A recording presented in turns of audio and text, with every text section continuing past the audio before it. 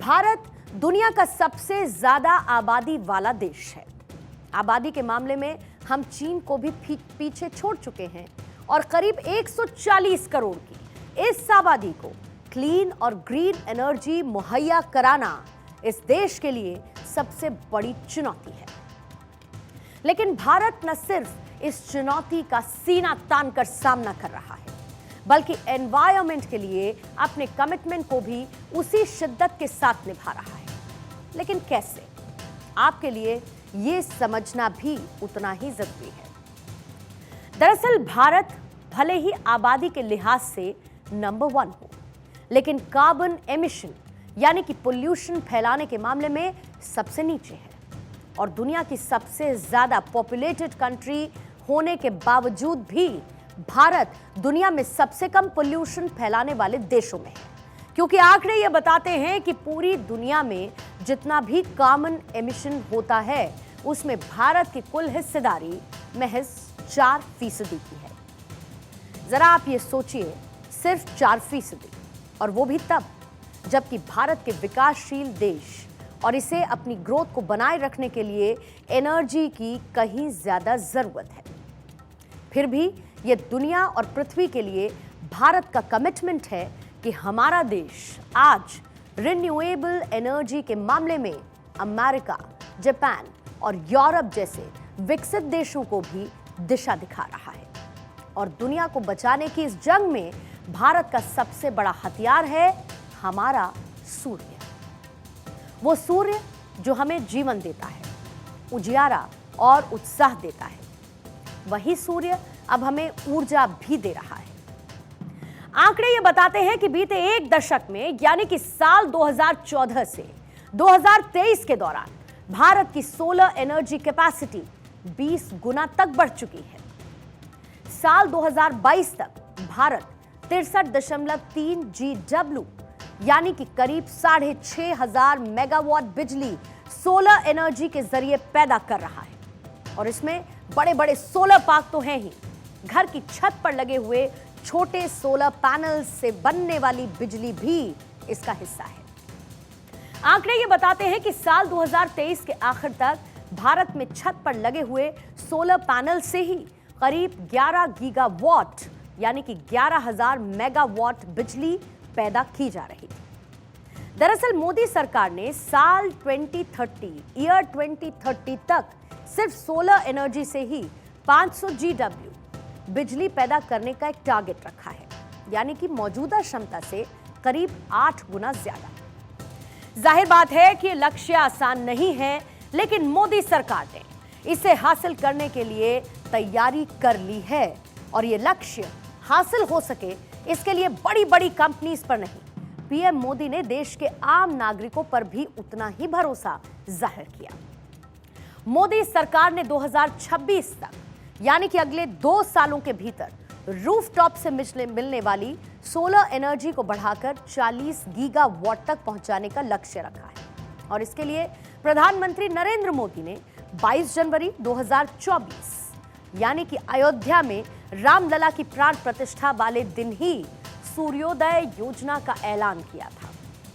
यानी कि जिस दिन भारत में नव उत्साह का, भारत की अस्मिता का, पहचान और जन जागरण का नया सूर्योदय हो रहा था, उसी दिन प्रधानमंत्री मोदी ने सूर्य को आस्था ही नहीं ऊर्जा से जोड़ने का नया अध्याय भी लिख दिया। इस योजना के तहत देश भर में 1 करोड़ घरों की छत पर सोलर पैनल्स लगाने का रोड मैप तैयार किया गया।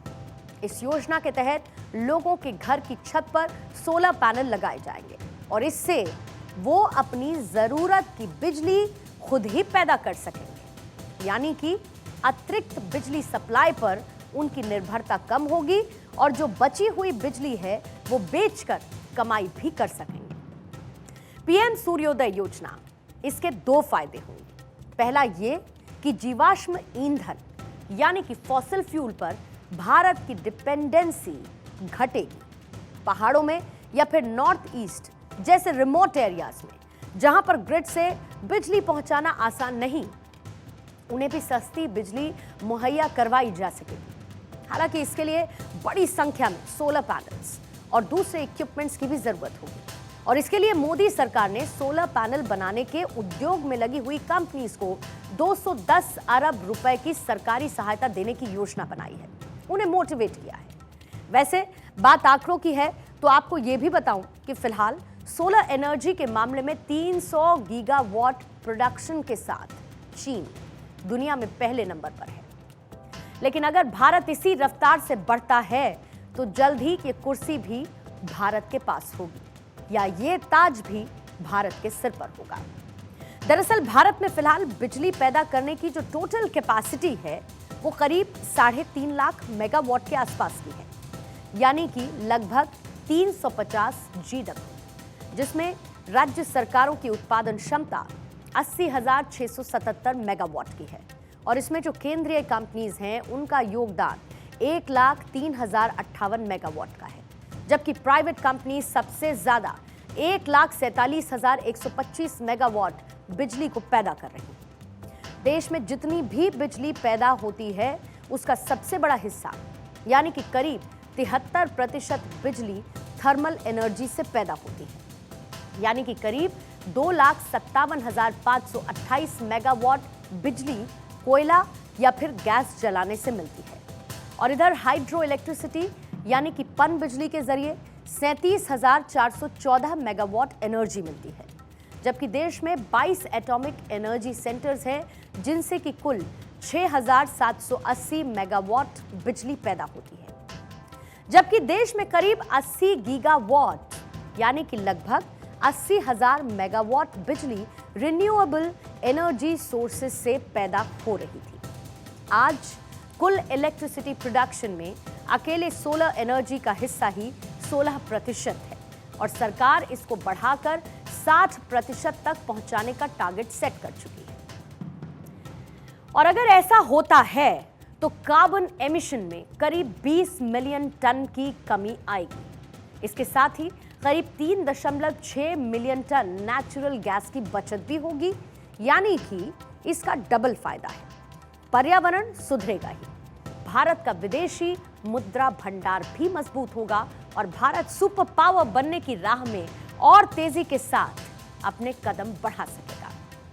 हालांकि ये सब भारत सिर्फ अपने लिए या फिर अपनी ऊर्जा की जरूरतों के लिए नहीं कर रहा है। भारत का लक्ष्य इससे भी कहीं बड़ा है।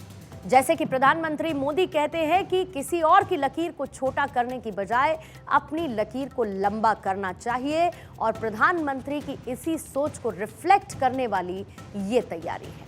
ये लक्ष्य है विश्व कल्याण का और इसीलिए भारत की पहल पर इंटरनेशनल सोलर अलायंस यानी कि ISA की स्थापना की गई।